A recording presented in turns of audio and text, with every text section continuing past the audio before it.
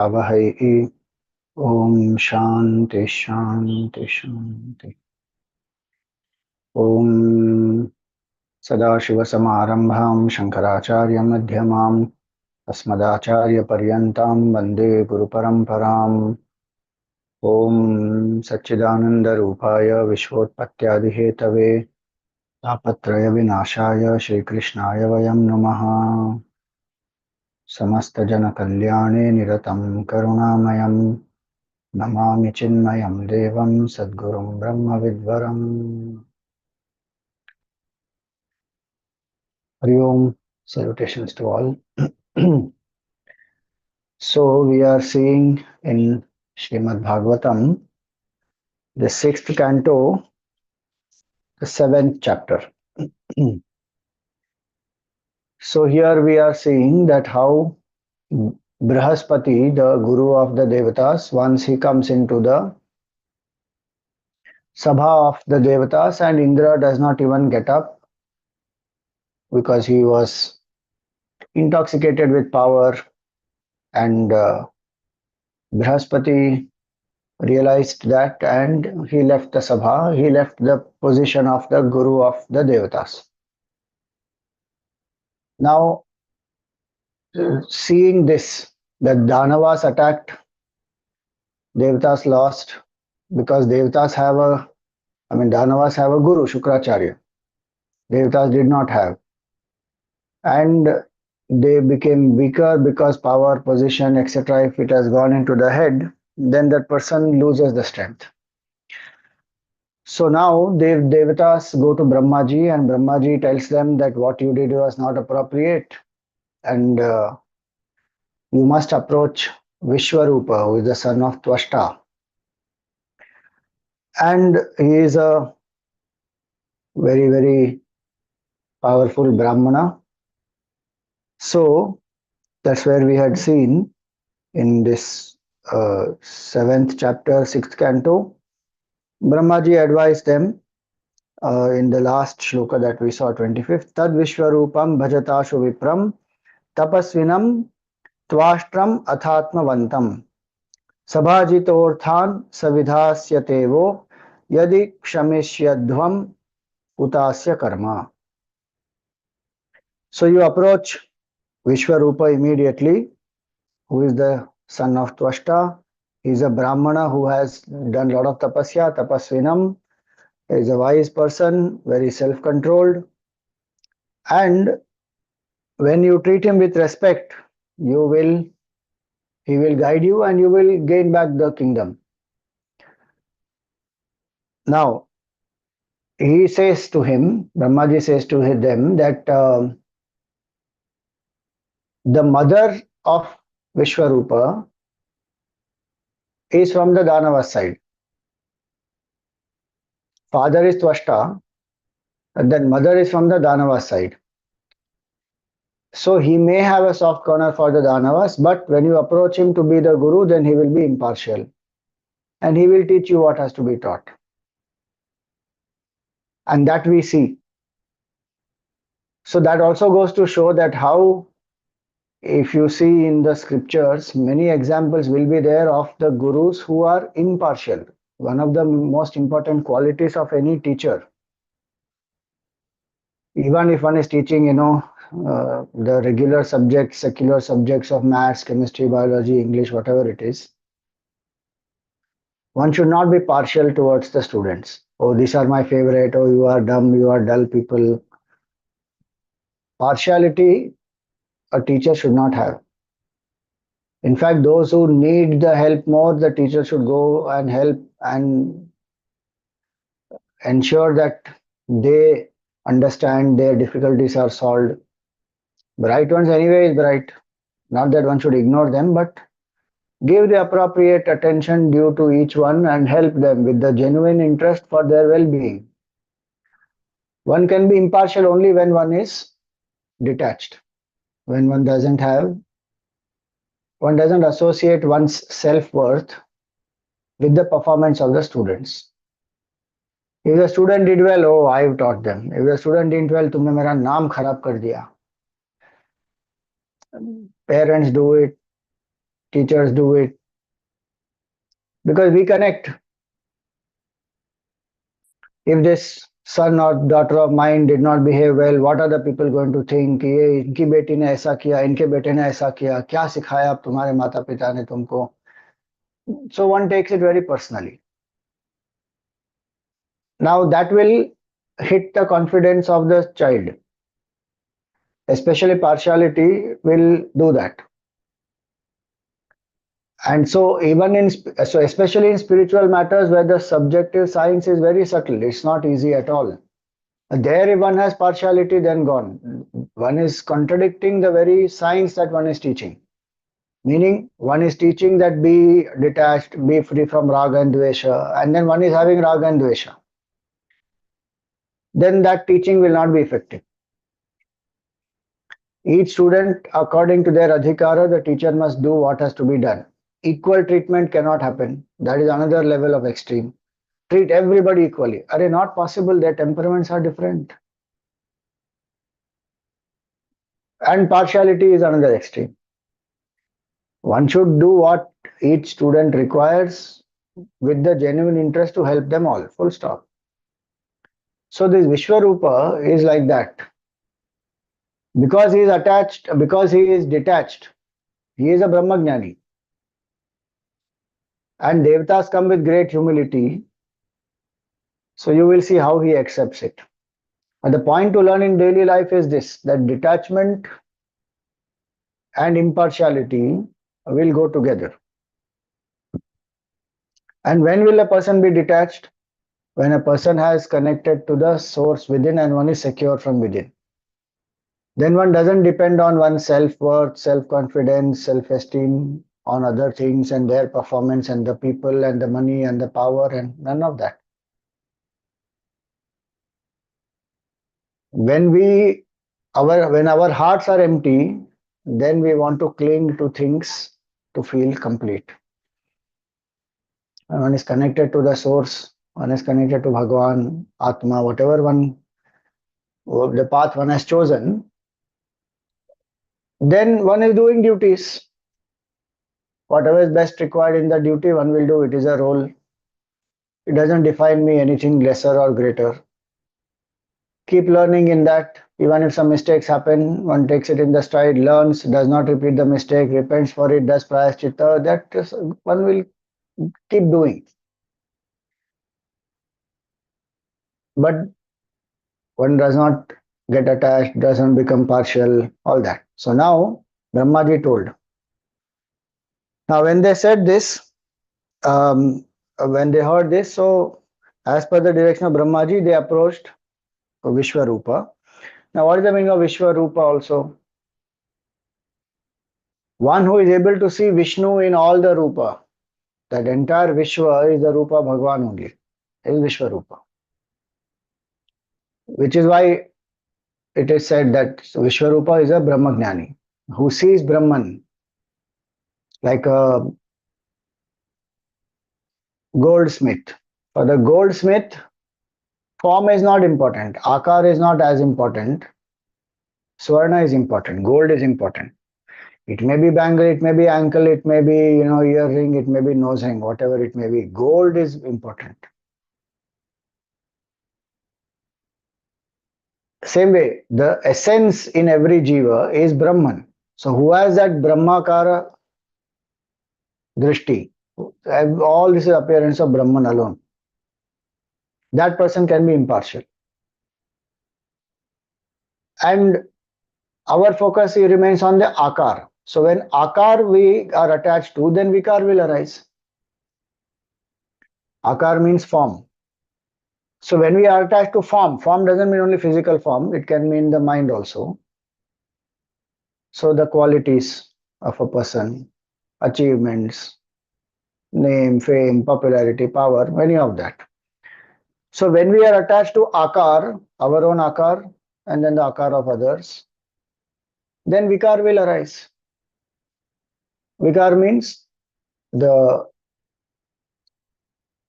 modifications which are negative.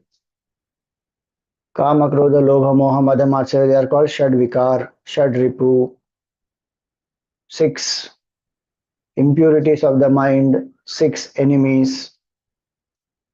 So one whose focus is not on the akar, but whose focus is on the truth, Brahman, is Vishvarupa. And so, why Vishvarupa? So you see the Indra and Vishvarupa. Indra was deluded by power, focusing on position, power, enjoyment, got attached to that. So he didn't do his duty. He should have done basic courtesies to get up and welcome the Guru. Because focused on Akar is Indra.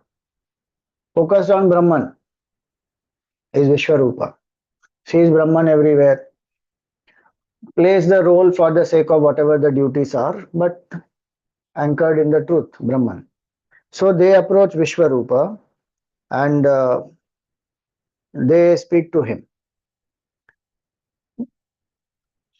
Now we should remember that before this, the whole lineage was given of these daughters of Daksha Prajapati and who married whom and whose children are who, all that, and in that we saw about this Vishvarupa.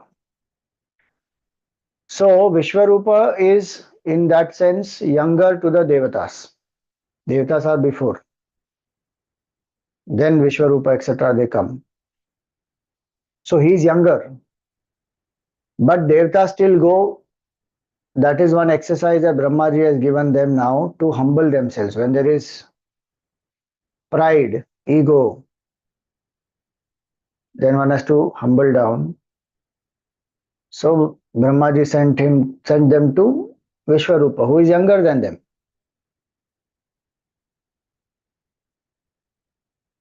Once it happened like that. So one very affluent industrialist went to meet Swami Shivananda Maharaj, and he had a lot of ego. And he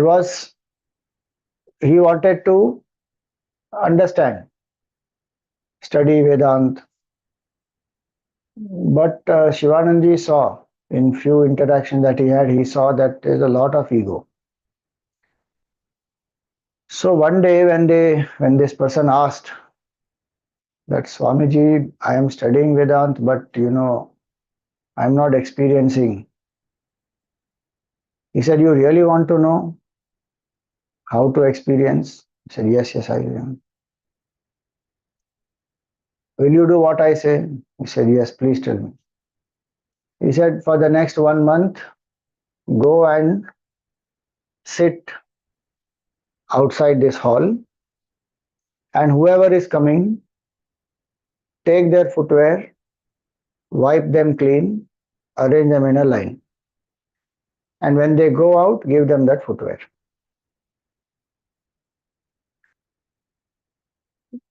For a moment, that industrialist thought, what is this? But then he wanted, so he followed that. Went, he did that seva for a month. Then came back. His whole outlook had changed. Now his understanding and grasp of Vedanta became much better. Was able to sit quietly and contemplate because ego went down. So sometimes there are different ways to put down the ego. One of the ways is this. They had great power, position, all that has gone into their head, Devatas. Now Vishvarupa is younger to them. He's like their younger brother. So they have to humble themselves and go to him and ask for his guidance. They had a need. They understood it was a mistake what they did. So they went. So when they didn't get up, that was a mistake that they did. So they went. Now, what did they say? So Devaha Uchuhu. Vayam te tithaya prapta ashramam bhadramastute kama sampadyatam tata pitrunam samayochitaha. So they say that we have come to your hermitage as atithayaha, meaning without appointment we have come. Atithi means that Atithi is the date, Atithi. No appointment. They just came, landed there. So we have come like Atithi, and in our Sanatan Dharma we say Atithi Devo Bhava. We treat the Atithi with the bhavana that Bhagavan has come in another form. So they say Bhadram Astute, may all be well with you. Now they say Tata, O son, meaning he is younger to them. Oh dear son, um, please fulfill the desire of your uncles. Pitrunam, meaning elder to them, though they are uncles in that sense, but Pitrunam, they are elder. So please fulfill our desire, Samayochitaha. And they give some examples of relationships, that how one should view these relationships. This is a very nice portion. पुत्राणां हि परो धर्मः पितृशुश्रूषणं सताम् अपि पुत्रवतां ब्रह्मन् किमुत ब्रह्मचारिणाम् आचार्यो ब्रह्मणो मूर्तिः पिता मूर्तिप्रजापतेः भ्राता मरुत्पतेर्मूर्तिः माता साक्षात् क्षितेस्तनुः दयाया भगिनी मूर्तिः धर्मस्यात्मा तिथिः स्वयं Agnerabhyagato Murtihi Sarvabhutani Chatmanaha. 29 and 30. These are two very nice verses about how to view different relationships. So they say that service of the parents is the highest duty of the virtuous sons, and much more of a brahmachari. So brahmacharinam.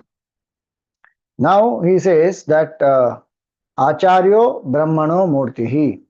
The teacher, who in this context the Acharya here is, who initiates the person into Gayatri Mantra and then who teaches the Veda.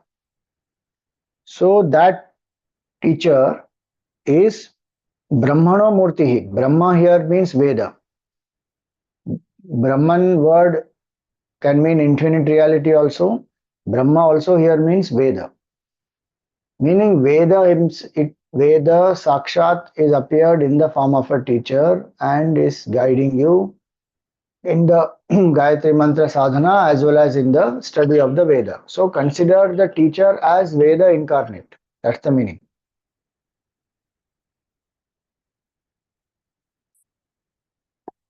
If you say Swamiji, earlier it is said Guru Sakshat Parabrahma, and now you are saying Guru is a Veda incarnate, you decide and tell which one. Both are one only. Parabrahma only is Veda, Veda only is Parabrahma also. Veda is not a book.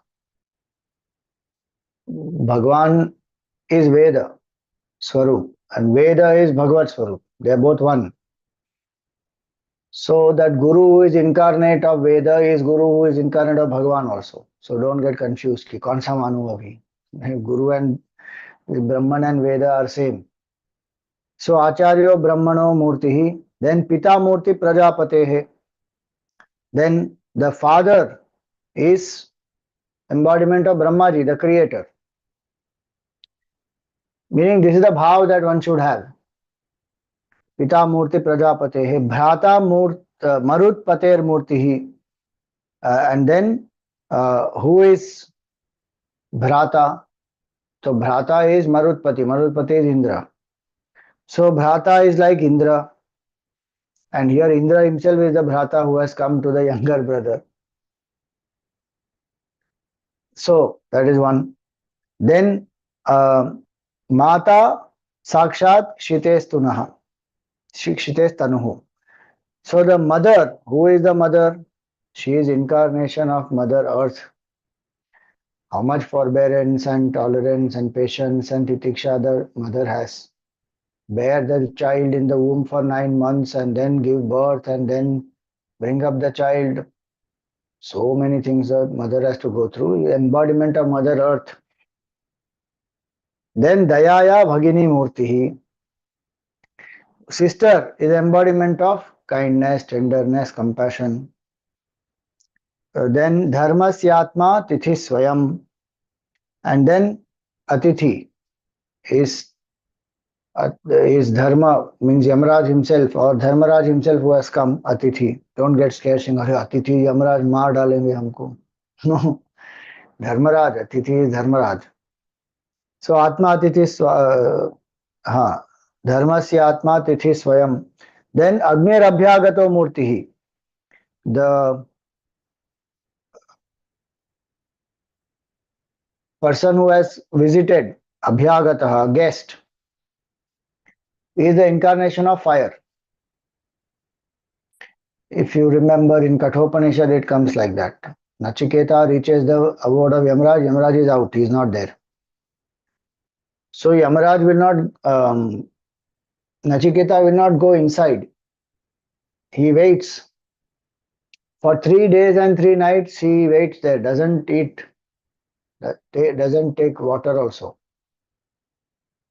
So when Yamaraj comes back, the wives of Yamaraj tell him that, this Brahmana Atithi who is in the form of fire, who is actually fire, that Shastra says that fire has to be appeased. One of the reasons why when people come home, especially the sadhus, mahatmas, atithis, some earlier people, of course, they would go walking, etc., and long distances.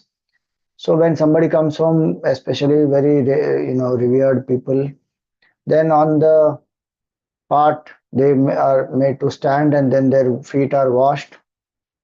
One of the reasons is they are fire. We may say, okay, wash the feet, they have come from far and all that. But another reason is they are fire. And give them water to drink, wash their feet, appease the fire. Give them food, the Jataragni, there is another fire. Hridayagni is another fire. In the Buddhi, there is another fire. All the fires extinguish. Extinguish meaning appease it, fulfill it. So Yamaraj is told, please do, and if especially a Brahmana Atithi, if one comes home and one goes away without taking anything, then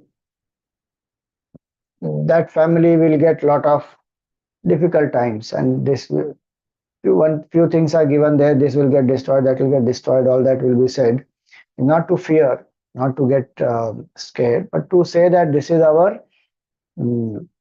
maryada, this is our duty, kartavya, to take care of an atithi and to provide food. And that's why in the earlier days, many places, if you see, the house will have a place to sit because people are weary, traveled, walking and going long distances, hot sun, afternoon, if they want to rest. So outside the house only there will be some place to sit and rest, it will have shade and all that. Because Atithi Devo Bhava, that's the bhavna. So that's why it's Abhyagato Murtihi Agnehe. Agni is the one who has come, a guest who has come, is embodiment of fire. And Sarva Bhutani cha Atmanaha. Bhagavan is pervading the hearts of all the beings. Why did he say all this? Tasmat Pitrunam Artanam Artim Paraparabhavam. Hence, keeping this in mind, your elders have come to you. They are Atithi, they are Abhyagata, and Bhagwan anyway pervades everything. So you please treat them as per the kartavya with the right bhavana. Tapasa apanayan stata sandesham kartumarhasi vrinimahe tapodhyayam brahmishtham brahmanam gurum. So what do they want now? They tell him whatever has happened and how Brahmaji has sent them. And they say that with your tapas, what should you do? You help the elders, and in this context, Indra and the Devatas and all of them, to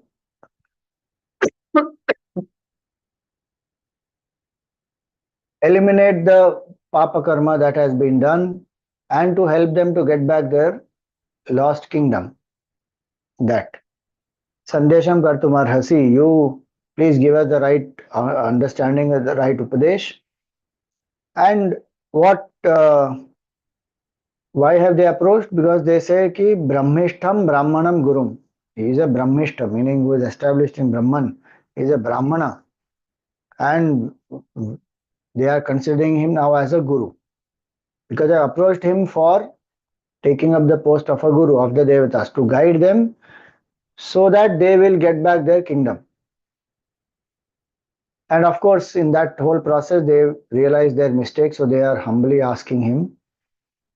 And hence, they say, Yatha Anjasa Vijayeshyamaha Sapatnan Stava Tejasa. With your spiritual glory, we will win over our enemies. Meaning, with your spiritual knowledge, you tell us, help us, we will be able to again regain our splendor. Na garhayanti hyartheshu yavishthangriya bhivadanam. So, they bow down. They are elders, they bow down to the young one. So, here it is said that to accomplish one's end,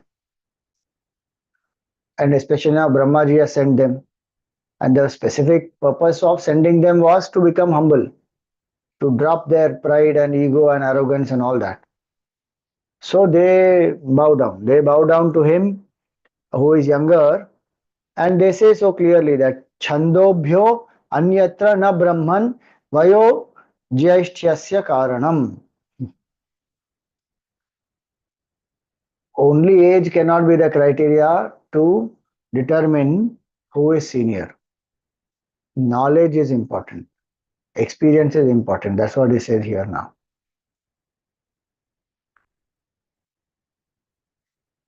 In knowledge and experience, Vishvarupa is far greater. Brahmanishta, that's the word used. Brahmishtham Brahmanam Gurum. So they bow down. They have requested him, please take up the post of the Guru. Please guide us.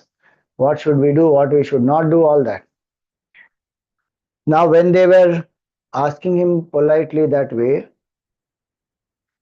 what did Vishwarupa say? So now you see here, Vishwarupa said, Vigarhitam dharmashilaihi brahmavarcha upavyayam kathamnu madvidho natha lokeshair abhiyachitam. If you read this, something very strange it looks like. Vigarhitam. Vigarhitam means it is condemned. What? Priesthood.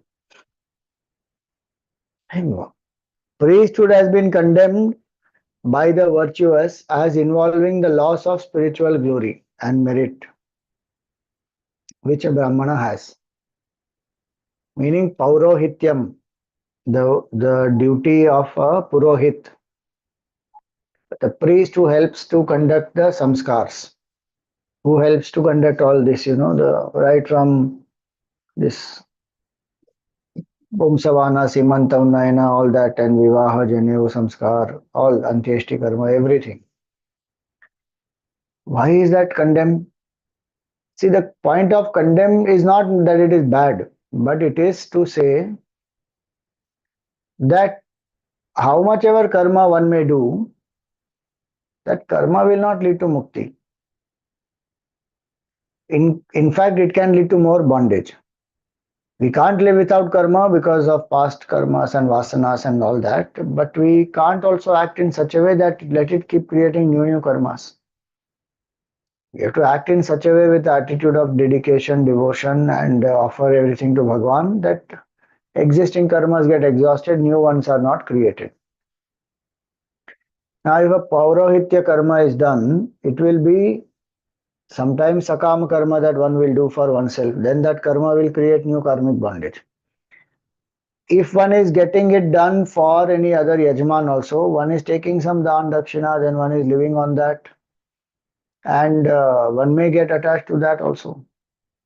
And most importantly, if one is a Brahmana, really in that sense, who is a Brahmana? Somebody who has Brahminical qualities, not by birth alone. Some people don't know mantra properly, they don't chant properly, they don't know the vidhi properly, and they call themselves Brahmana because they're born in Brahmana Kula. And then they do the rites and rituals also. And people get disappointed also with this. Okay, what is this Brahmana? Is not even chanting properly, doesn't know anything properly. So it harms the culture also. And the Shraddha of people in the rituals will also go down. And if somebody is doing it even for the Yajman, if when one is doing it, getting all the whatever the dan dakshina for that intent one is doing, then one is creating karma. And it will prevent the jiva from contemplating on the self, because that Paurohitya karma will get also some appreciation. People will adore you, people will fall at the feet, people will give some money. Now, with that, the mind will become sometimes distracted.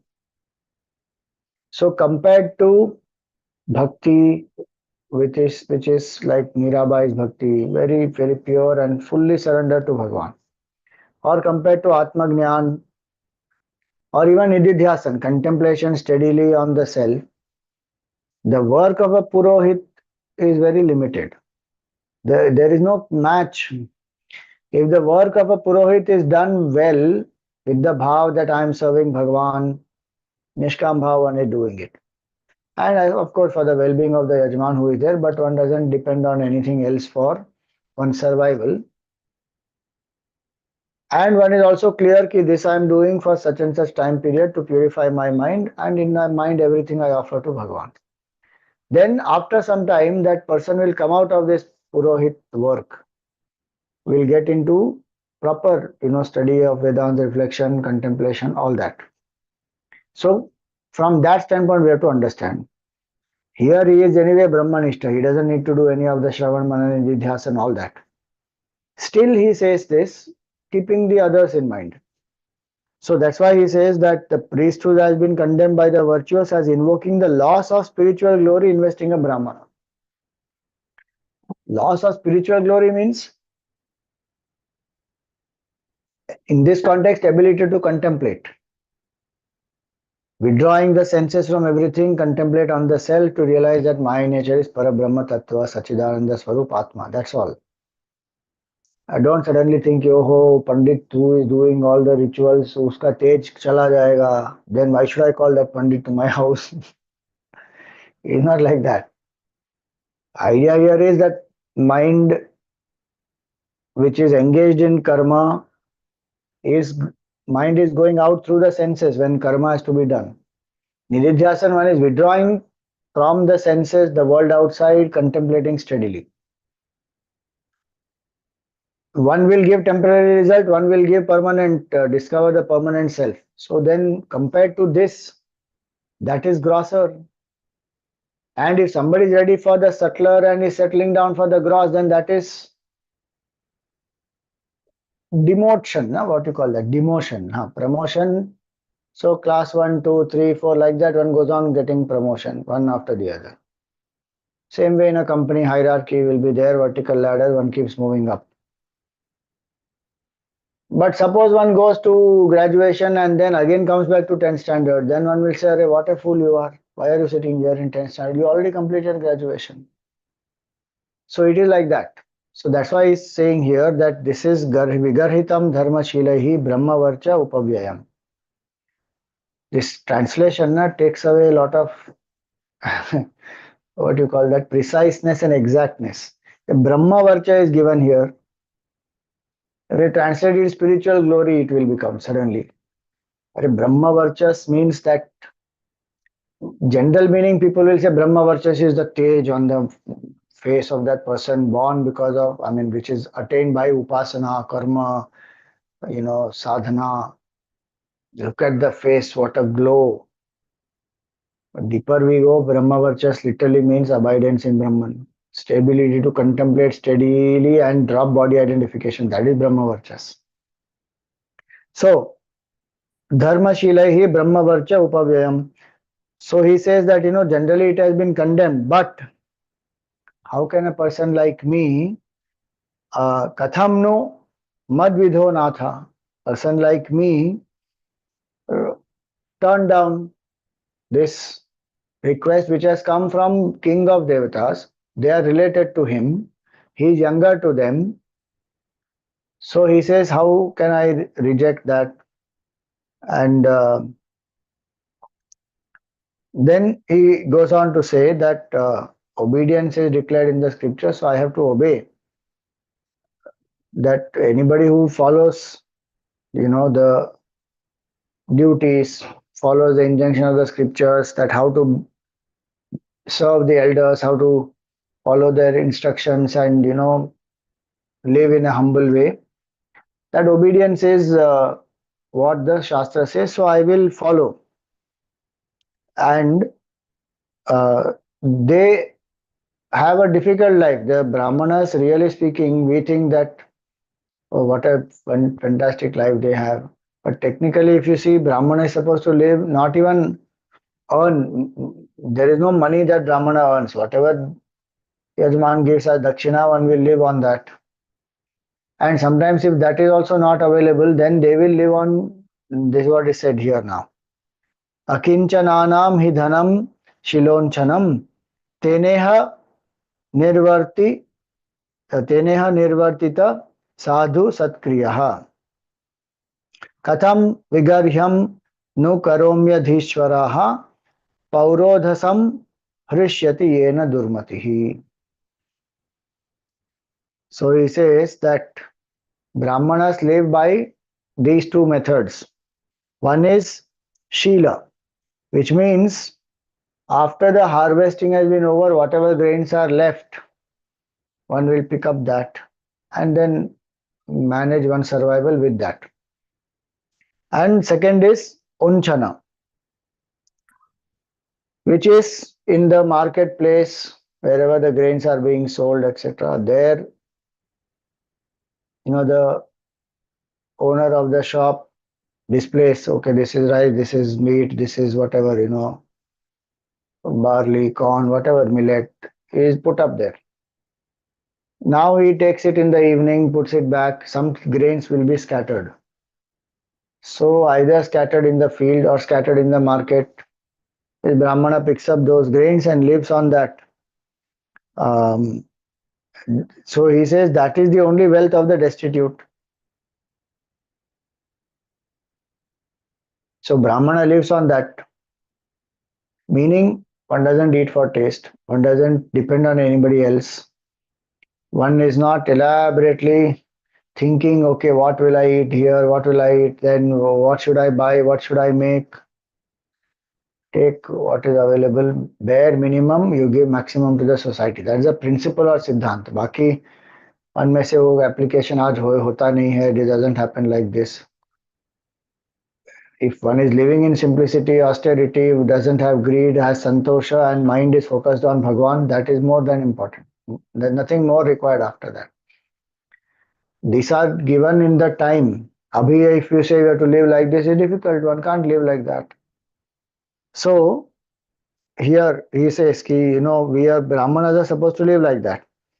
And all other duties, like doing, the Panchama Yajnas they have to do.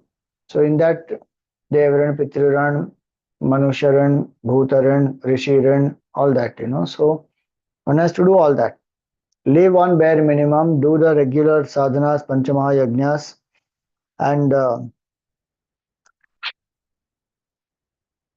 he says that I have been living in this way, and as a Brahmana, sitting and doing contemplation. He is Brahmanishta, so and he is absorbed in that Brahman. He says, I've been living like that now. How do I take up the role of a priest? But I still have to take up because elders have asked for it, and the scriptures say that one should be obedient and all that. So he says that something one may feel little weird about it, but he says this, that only a fool will be pleased with the vocation of a priest. How shall I take to the reproachable vocation of a priest with which a fool alone remains pleased? Again, I'm saying this is not to condemn that Paurohitya, as the work that the person is doing, whether somebody is conducting a marriage or anything, naming ceremony, Janev Samskar, Antyeshti Samskar, whatever it may be. This is not a condemnation of that per se, but in comparison, it is. If the capacity is to realize Brahman, then I'm sitting and doing Purohit work, then what am I doing? That I'm wasting a great opportunity. Yet, elders have come.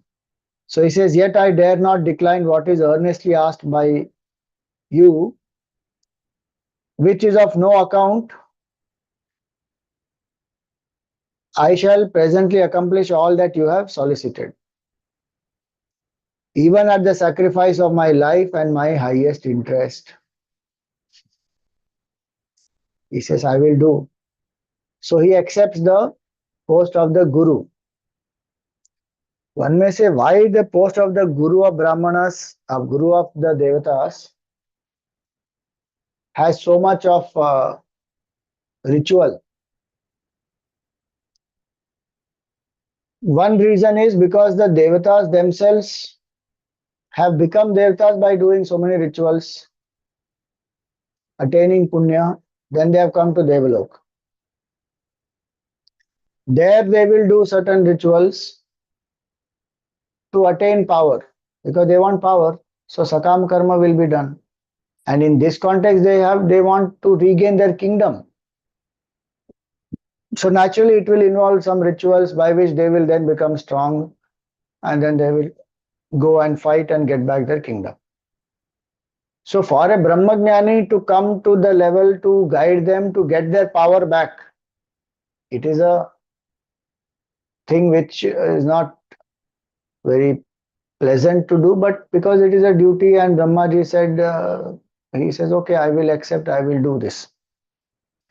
So having thus promised them, Vishvarupa discharged the role of a priest with supreme diligence. Then he taught them Narayana Kavacha. That's a very powerful thing. That is the next chapter. So he taught them Narayana Kavach, Vaishnavya Vidyaya Vibhuhu. So this Narayana Kavach, and that will be, the word Kavach means armor. So anybody who learns this Narayana Kavach, chants it regularly, the Vidhi etc. is given here. There is a prayer for protection. So various Devatas will protect. And Akhandananji Maharaj says that that person is very powerful, becomes fearless. Even the touch of that person who is regularly doing Narayana Kavach, uh, even the touch of that person can make the other person fearless.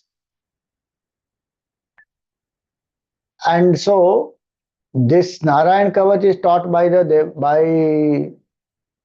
Vishvarupa to the Devatas. And with the help of that,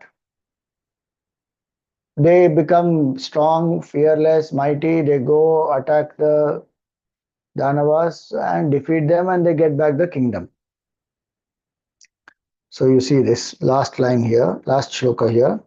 Yaya Gupta Sahasraksho Jigye Surachamur Vibhuhu Tam Prahasa Mahendraya Vishvarupa Udaradhihi. Vishvarupa is very udar, he is very broad-minded, liberal person in that sense, very noble-minded. He taught that Narayan Kavach and protected by that Supreme Lord Narayana himself, this Indra who has 1,000 eyes, Sahasraksha, he is able to get back his kingdom. So now this chapter ends here. Now in the next one, eighth one, Parikshit Maharaj will ask Shukdev ji ki what is this Narayana Kavach? Please tell us about that. So this eighth chapter is about the Narayana Kavach. Very powerful hymn that we will take up in our next class. If you can read it beforehand, it will be good. It may take 1 or 2 classes to complete it nicely. It's a very nice, beautiful hymn. Asking protection from various devatas to protect various parts of the body. So we will take it up in our next class.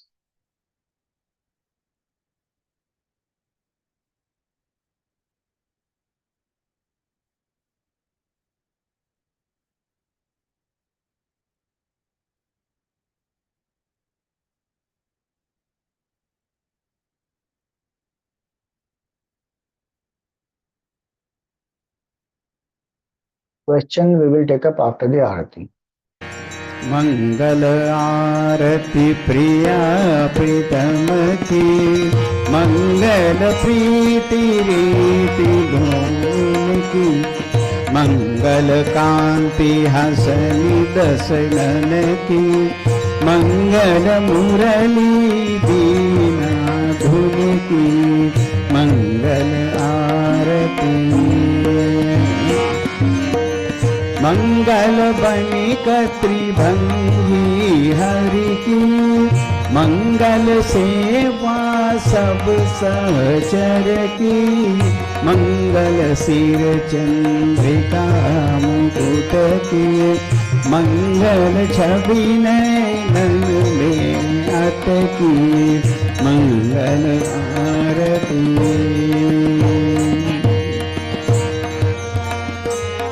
पभी अंग अंग की, मंगल गौर श्याम रंग की, मंगल अति कटि Pierre पट की, मंगल चितमणि नागर नट की, मंगल आरती। मंगल शोभा कमल नयन की, मंगल माधुरी मृदुल पैन की, मंगल वृंदावन मद अटकी, मंगल क्रीडन जमुना तट की, मंगल आरती।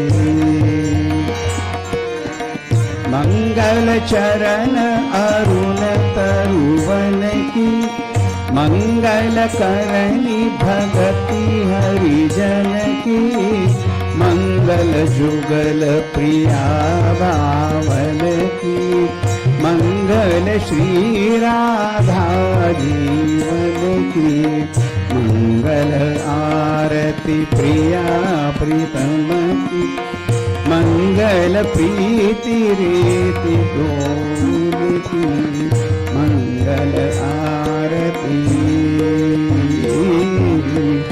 मंगल आरती। राधावर कृष्णचंद्र भगवान की जय।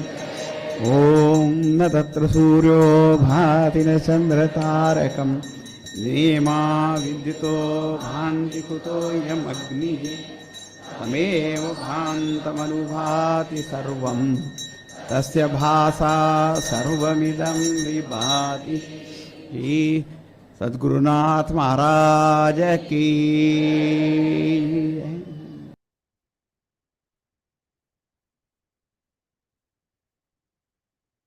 हाँ जी।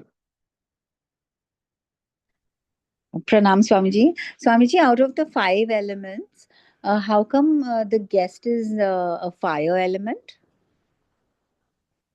So the idea is the guest is coming from wherever, walking and coming, etc. So the Jatharagni, na, one has to feed.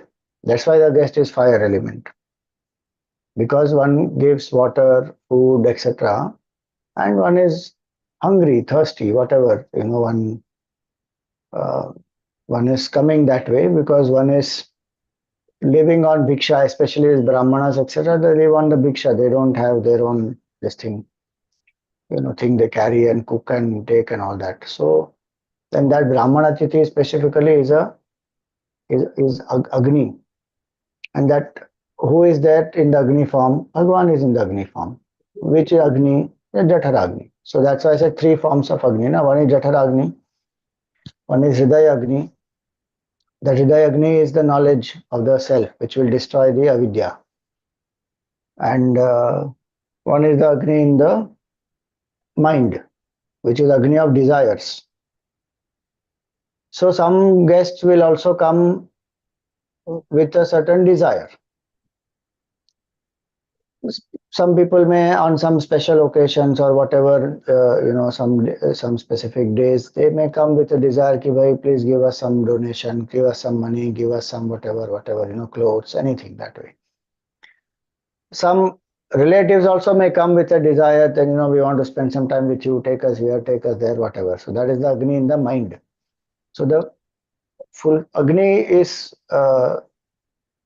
in that way, the guest is Agni Roop, where physical fire, one offers the food, water, etc. to appease that, then does whatever best one can to fulfill their desires if they have come with any specific desires. And Hridaya Agni is the Atma Jnana. So the Brahmana, etc., if one is coming, or a sadhu, sannyasi, mahatma, whoever is coming that way, who has this Atma Jnana, then sit with them and get the knowledge and speak about Brahman, ask about Brahman, or do sadhanas to realize Brahman. In that way, get that spark of their Hridaya Agni and destroy our avidya. So that's why the Agni. Thank you, Swamiji. Thank you. Om Purnamada Purnamidam Purnat Purnamudachyate Purnasya Purnamadaya Purnameva Vashishyate. Om Shanti Shanti Shanti. Harihi Om Shri Gurubhyo Namaha. Harihi Om.